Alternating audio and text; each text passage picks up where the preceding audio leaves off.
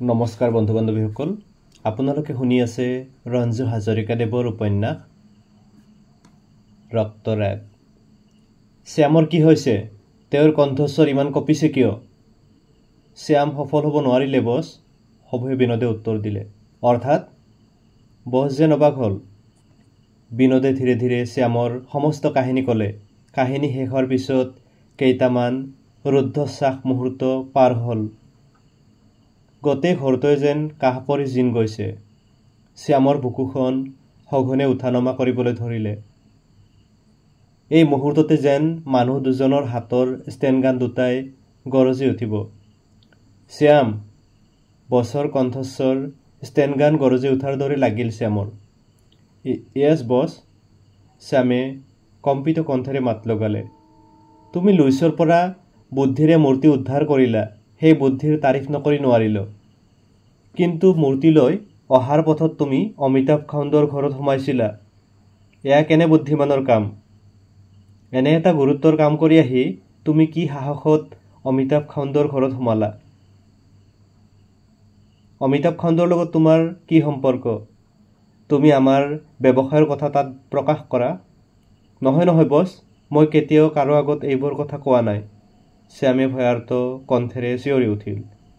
তুমি বিশ্বাসঘাতক, বছে চিঞৰি উঠিল। মিছা কথা বছ, মই বিশ্বাসঘাতক নহওঁ। মই অমিতাভ খাউণ্ডৰ আগত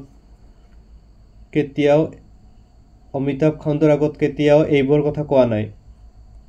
অমিতাভ খাউণ্ডৰ লগত তেন্তে তোমাৰ কি সম্পৰ্ক? আপুনি জানে বছ, অমিতাভ খাউণ্ড মোৰ দাদা হয়। দাদা হ'লেও এই দলৰ হৈ কাম কৰিছা যেতিয়া সেই সম্পৰ্ক তুমি ত্যাগ কৰা উচিত। তুমি জানি শুনি দলৰ আইন ভংগ কৰিছা, ইয়াৰ বাবে তুমি শাস্তি পাবা। আৰু বোধহয় অমিতাভ খাউণ্ডৰ ঘৰত সোমাই সময় নষ্ট কৰাৰ বাবে শত্ৰুৱে তোমাৰ হাতৰ পৰা মূৰ্তিটো কাঢ়ি নিবলৈ সুবিধা পালে। ইয়াৰ বাবে তোমাক মৃত্যুদণ্ড দিয়া হ'ব। নাই, মোক মৃত্যুদণ্ড নিদিব, মোক হত্যা নকৰিব, মই মৰিব নিবিচাৰোঁ প্লিজ, শ্যামে চিঞৰি উঠিল। বছে হাঁহি এটা মাৰিলে। লগে লগে পৰ্দাৰ আঁৰৰ পৰা হাতত এডাল দীঘল চাবুক লৈ ভয়ানক চেহেৰাৰ এজন ব্যক্তি ওলাই আহিল। শ্যামে মানুহজনলৈ চাই আতংকত শিয়ৰি উঠিল। বিনোদ সেই শীতকালতো ঘামিবলৈ ধৰিলে। তোমাৰ প্ৰাৰ্থনা মঞ্জুৰ শ্যাম, তোমাক মৃত্যুদণ্ডৰ পৰা ৰেহাই দিয়া হৈছে। কিন্তু এই শাস্তি তুমি পাবই লাগিব। হাত দুখন ওপৰলৈ তোলা, বছে আদেশ দিলে। শ্যামে এটা ঢোক গিলিলে। হাত তোলা শ্যাম, বছে হুংকাৰ দিলে।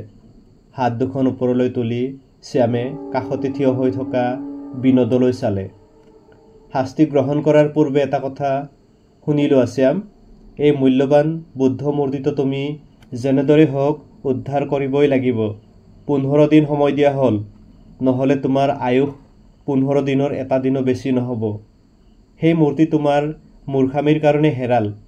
লুইছে হওক বা আন কোনো শত্ৰুৱেই হওক, তুমি বিচাৰি বাহিৰ কৰিবই লাগিব। আৰু এই কাম তুমি অকলেই কৰিব লাগিব। এতিয়া বাহাদুৰ, তোমাৰ কাম আৰম্ভ কৰা, বছে চাবুক লৈ থকা মানুহজনক আদেশ দিলে। বাহাদুৰে কুৎসিত হাঁহি এটা মাৰি শ্যামৰ দেহত সজেৰে এটা চাবুকৰ কোপ বহালে। লগে লগে শ্যামৰ দেহাটো জিকাৰ খাই উঠিল। চাবুকডাল টানি বাহাদুৰে পুনৰ দ্বিতীয়বাৰ মাৰিলে। বিনোদে এবাৰ শ্যাম আৰু আনবাৰ বাহাদুৰৰ মুখলৈ চাই উচপি চাবলৈ ধৰিলে। ইটোৰ পিছত সিটোকৈ শ্যামৰ দেহত চাবুকৰ কোপবোৰ সশব্দে পৰিবলৈ ধৰিলে। পিন্ধি থকা চোলাটো চাবুকৰ আঘাতত ফাটি চিৰাচিৰ হ'ল। তাৰ লগে লগে সমস্ত দেহ ফাটি তেজৰ ধাৰা ববলৈ ধৰিলে। তথাপিও চাবুক ক্ষান্ত নহ'ল। কিছু সময়ৰ পিছতে চাবুকৰ আঘাত সহ্য কৰিব নোৱাৰি শ্যাম অজ্ঞান হৈ মজিয়াৰ ওপৰত বাগৰি পৰিল। শ্যামৰ অৱস্থা দেখি বিনোদৰ চকু চলচলীয়া হ'ল। বন্ধ কৰা বাহাদুৰ, বছৰ আদেশৰ লগে লগে বাহাদুৰ ৰৈ গ'ল। এনেতে এখন সৰু টেবুল পৰ্দাৰ আঁৰৰ পৰা ওলাই আগুৱাই আহি বিনোদৰ সন্মুখত ৰ'ল। টেবুলৰ ওপৰত এটা বন্ধ বাকচ। বিনোদে অবাক হৈ শ্যামলৈ চালে। অকস্মাত বাকচটোৰ সাফৰখন স্প্ৰিঙৰ দৰে মেল খাই গ'ল। বাকচটোৰ ভিতৰত এটা ডাঙৰ বিষ্ণুৰ মূৰ্তি দেখি বিনোদে বিস্ফাৰিত নেত্ৰেৰে পৰ্দাখনৰ ফালে চালে। চাই আদেশৰ অপেক্ষাত ৰ'ল। বিনোদ, বছে মাত লগালে। য়েছ বছ, এইটো এটা নকল সোণৰ বিষ্ণু মূৰ্তি। এনে এটি অবিকল সোণৰ মূৰ্তি অলপতে আমগুৰিত খনন চলাওঁতে প্ৰত্নতাত্ত্বিকসকলে পাইছে। মূৰ্তিটো বৰ্তমান চৰকাৰৰ তত্বাৱধানত প্ৰখ্যাত প্ৰত্নতত্ত্ববিদ ডক্টৰ হিতেন্দ্ৰ কুমাৰ বৰগোহাঁইৰ গৱেষণাগাৰত আছে। এই কথা কিন্তু বৰ গোপনীয়। মূৰ্তিটোৰ ওপৰত ডক্টৰ বৰগোহাঁইয়ে বৰ্তমান গৱেষণা চলাই আছে। সেই মূৰ্তিটো হেনো 2000 বছৰৰ পুৰণি। আমেৰিকাৰ আমাৰ বন্ধু মিষ্টাৰ ক্ৰুজৱাল্ডে এই খবৰ তেওঁৰ এজেণ্টৰ জৰিয়তে সংগ্ৰহ কৰি মোৰ লগত যোগাযোগ কৰিছে। এই মূৰ্তিটো তেওঁক দিব পাৰিলে আমি অনেক টকা পাম, কমেও 50 লাখ। মূৰ্তিটো ডক্টৰ বৰগোহাঁইৰ পৰা চৰকাৰে নিয়াৰ পূৰ্বে আমি হস্তগত কৰিব লাগিব। আৰু এই কামৰ ভাৰ তোমাৰ ওপৰত দিয়া হ'ল। তোমাৰ অধীনত থকা এজেণ্টৰ জৰিয়তে শীঘ্ৰে মূৰ্তিটো হস্তগত কৰা। সেই মূৰ্তিটোৰ পৰিৱৰ্তে ডক্টৰ বৰগোহাঁইৰ গৱেষণাগাৰত এই নকল মূৰ্তিটো থৈ আহিব লাগিব। পাৰিবা? পাৰিম বছ, বিনোদে লগে লগে উত্তৰ দিলে। ৱেল, মূৰ্তিটোলৈ এতিয়া তুমি যাব পাৰা। পদাৰ্থটোকো লৈ যোৱা। বিনোদে বাকচটোৰ সৈতে মূৰ্তিটো হাতত ল'লে। এনেতে কোনোবা ফালৰ পৰা দুজন ব্যক্তি আহি শ্যামৰ ওচৰত থিয় হ'ল আৰু শ্যামক তুলি লৈ কোঠাটোৰ পৰা বাহিৰ ওলাল। পিছে পিছে বিনোদ হাতত বাকচটো লৈ নিশব্দে আগবাঢ়িল।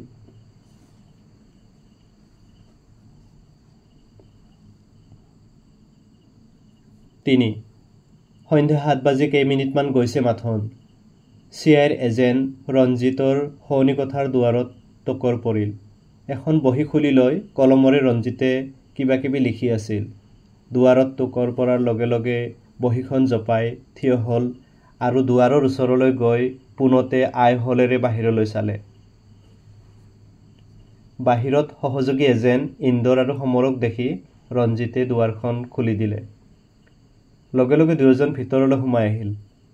আহক, মই আপোনালোকৰ বাবে অপেক্ষা কৰি আছোঁ। ৰঞ্জিতে দুয়োকো ভিতৰত বহিবলৈ দিলে। যোৱা নিশাৰ পৰা আপোনাৰ দেখোন কোনো খবৰ নাই, ক'ত আছিল?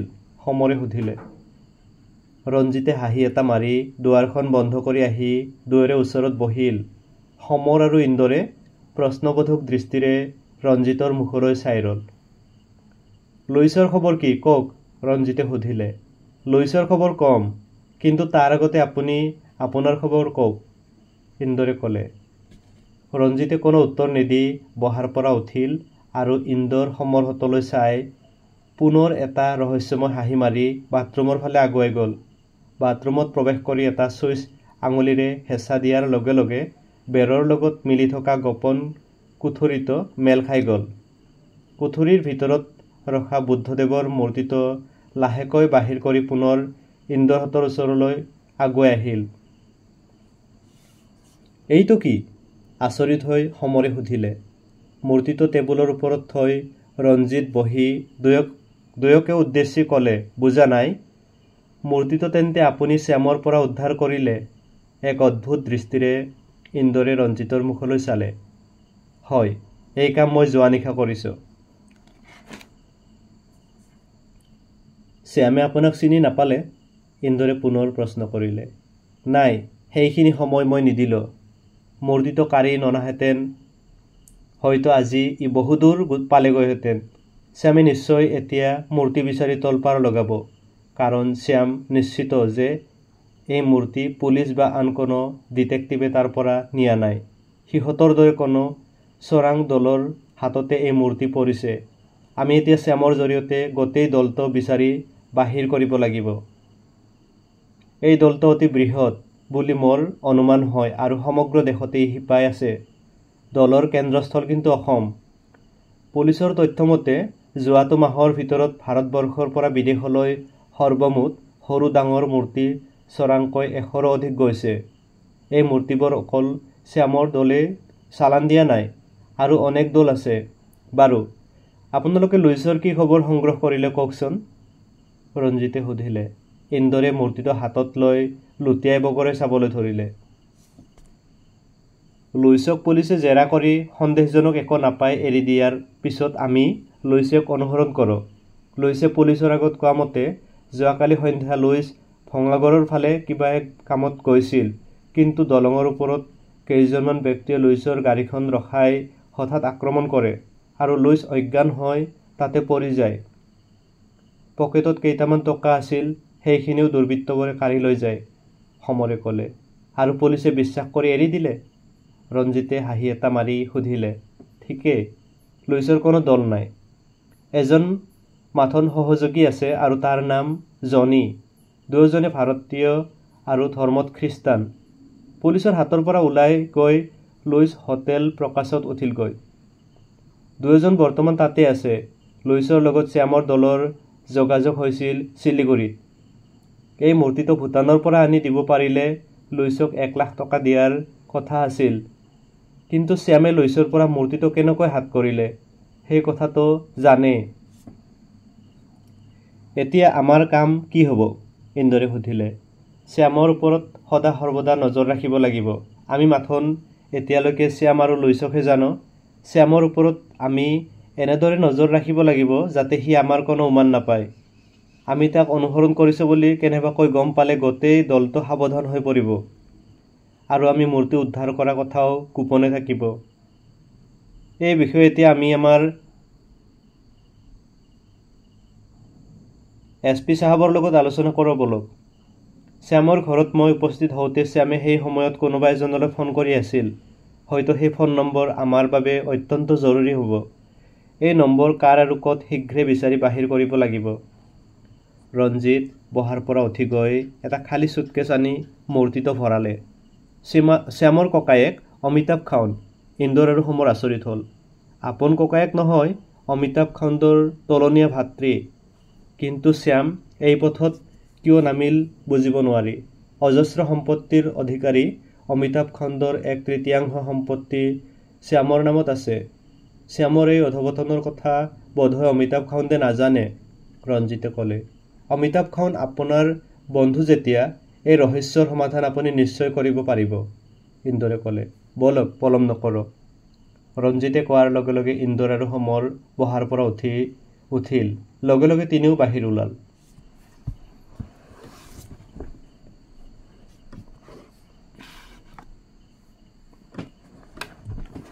জনিৰ বাটত লুইছৰ টোপনি ভাঙিল। ঘড়ীৰ ফালে চায়ে চমকি উঠিল লুইছ। দিনৰ 10 বাজিছে। একেজাপে বিচনাৰ পৰা নামি লুইছ বাথৰুমত সোমাল। জনি বিচনাখনতে বহি লুইছ যোৱাৰ ফালে একদৃষ্টিৰে চাই থাকি এটা চিগাৰেট জ্বলালে। কিছু সময়ৰ পিছতে লুইছ বাথৰুমৰ পৰা ওলাই আহিল। খুব হৈছা, জনিয়ে টিকিং কৰি ক'লে।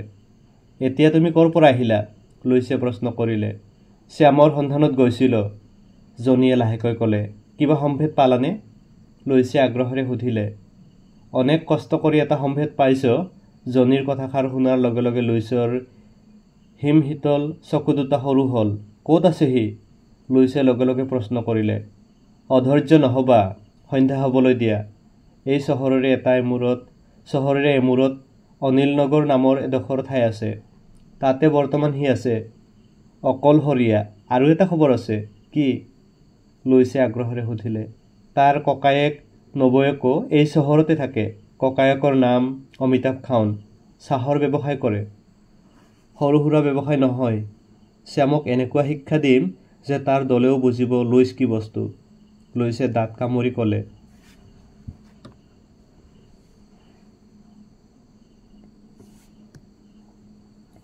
শ্যামৰ দলো সাধাৰণ নহয় লুইছ। সিহঁতৰ হাতত পৰিলে তোমাৰ দেহৰ সামান্যতম অংশও নাথাকিব য'ত লুইছ আৰু জনি থাকে। সেইবোৰ ডাঙৰ কথা বাদ দিয়া লুইছ। সামান্য এজন শ্যামৰ হাততে তোমাৰ কি অৱস্থা ঘটিল? ইমান সোনকালে পাহৰি গ'লানে? জনিৰ কথা শুনি লুইছে বিৰক্তি প্ৰকাশ কৰি আঁতৰি গ'ল। জনিয়ে লুইছৰ ফালে চাই হাঁহি এটা মাৰি পকেটৰ পৰা মাউথ অৰ্গেনটো উলিয়াই বজাবলৈ ধৰিলে। সন্ধ্যা 6 বজাৰ লগে লগে জনি আৰু লুইছ হোটেল প্ৰকাশৰ পৰা বাহিৰ ওলাল। গাড়ী চলাইছিল লুইছে। কাষতে বহি জনিয়ে একান্ত মনে মাউথ অৰ্গেন বজাই গৈছিল আৰ চকুৰে লুইছে জনীৰ ফালে চাই এটা হাঁহি মাৰিলে। জনীয়ে লগে লগে মাউথ অৰ্গেনটো পকেটত ভৰাই কটৰ পকেটৰ পৰা স্কচৰ চেপেটা বটলটো উলিয়াই কৰ্কটো খুলিলে। অলপ কমাই খাবা জনী, লুইছে ক'লে। জনীয়ে কোনো উত্তৰ নিদি বটলৰ পৰা অলপ স্কচ ডিঙিত বাকি ল'লে। আৰু কিমান দূৰ জনী, লুইছে পুনৰ সুধিলে। গৈ থাকা, জনীয়ে উত্তৰ দিলে। প্ৰায় 3 কিলোমিটাৰ পথ অতিক্ৰম কৰাৰ পিছত জনীয়ে লুইছক গাড়ী ৰখাবলৈ নিৰ্দেশ দিলে। লুইছে লগে লগে পথৰ একাষত গাড়ী ৰখালে। জনী গাড়ীৰ পৰা নামি লুইছকো নামিবলৈ ইংগিত দিলে।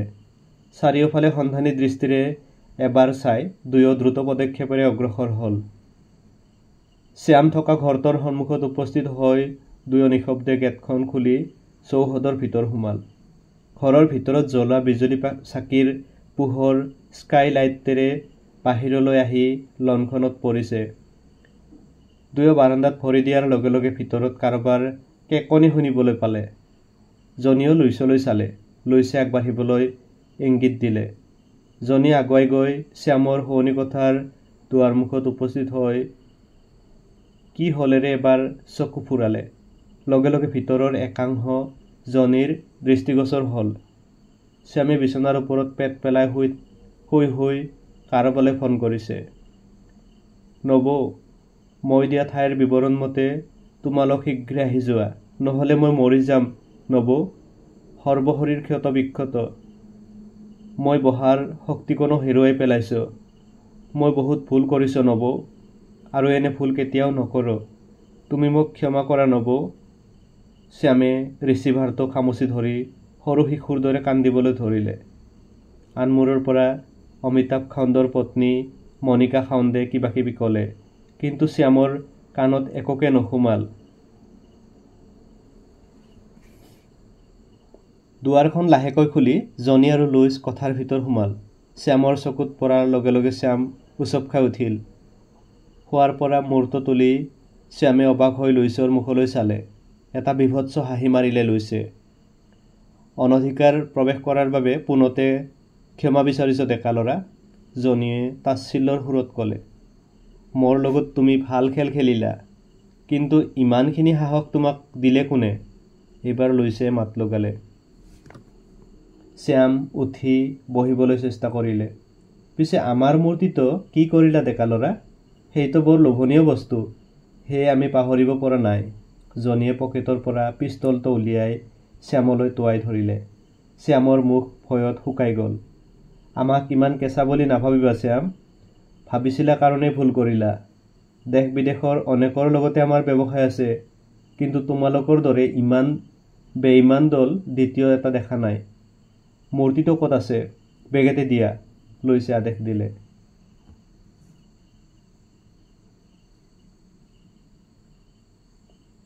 বস্তুটো মোৰ হাতত নাই, শ্যামে শুষ্ক কণ্ঠেৰে উত্তৰ দিলে।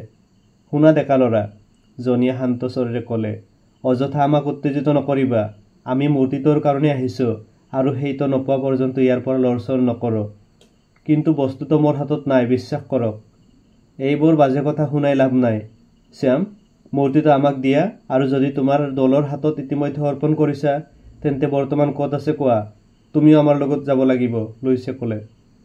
মোৰ দলক মই মূৰ্তিটো দিব পৰাহেঁতেন মোৰ এনে অৱস্থা নহ'লহেঁতেন লুইছ, শ্যামে কৰুণ স্বৰেৰে ক'লে।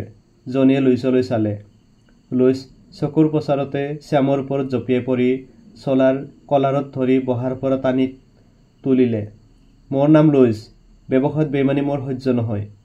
মূৰ্তি নাই যদি টকা 1 লাখ বাহিৰ কৰা। তোমাৰ দলে মোক দিবলৈ টকা নিশ্চয় দিছিল, কিন্তু তুমি সেই টকা আত্মসাৎ কৰিছা। নহয়, মই টকা আত্মসাৎ কৰা নাই। মই শ্যামৰ কথা শেষ হোৱাৰ পূৰ্বে লুইছে প্ৰচণ্ড জোৰেৰে এটা ঘোচা শ্যামৰ মুখত মাৰিলে। আহ! চিৎকাৰ কৰি শ্যাম বিচনাৰ ওপৰত বাগৰি পৰিল। পুনৰ লুইছে টানি উঠাই ওপৰজোপৰি আৰু কেইবাটাও ঘোচা মাৰি ক'লে, কোৱা মূৰ্তি ক'ত? অৱশ শৰীৰেৰে শ্যাম পুনৰ বাগৰি পৰিল, আৰু উত্তৰ দিয়াৰ পৰিৱৰ্তে শ্যামে শৰীৰৰ পৰা চোলাটো দাঙি দেখুৱালে। চাবুকৰ আঘাতত ফাটি চিৰাচিৰ হোৱা পিঠিখন দেখি লুইছে সুধিলে, এইবোৰ কি? শ্যামে কোনো উত্তৰ নিদিলে। নিশ্চয় মোক বেইমানি কৰাৰ বাবে তোমাৰ বছে তোমাক এই শাস্তি দিছে, নহয়নে? কিন্তু এইবোৰ দেখি মোৰ হৃদয়ত কৰোণাৰ উদ্ৰেক নহয় শ্যাম, বৰঞ্চ বেছি নিষ্ঠুৰহে হয়। কথাৰ লগে লগে লুইছে শ্যামক বিচনাৰ পৰা টানি মজিয়াত পেলাই দিলে আৰু সৌ ভৰিখনেৰে বুকুৰ ওপৰত গচকি ধৰি ক'লে, কোৱা, মূৰ্তি ক'ত আছে?